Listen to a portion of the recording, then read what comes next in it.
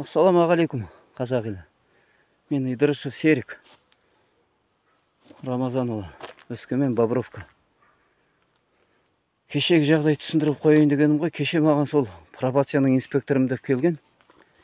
Еркін фамилиясын айтқан, мен ұқтымды түсініп қалдым. Хотя менде пробацияның уақыты өтіп кеткен. Ол үшін мен возвратпен барып келгенде, возвратпен барып келіп қойғам. Вот сон типа мен жаңадан келдім, пробацияға инспекторым, сендердің даныйларың бар. Компьютерден алдым. Сіз 28 октябрьге дейін 23 жылдың пробацияда тұрсың дейді. Хотя осы уақытқа дейін мен былтыр февральдан босап шыққалы. Тексеруге де тексерілмеген, бәріне бар қаспағам, бармағам, ешқай жерде қол қоймағамын. Бәрінен отказдамын.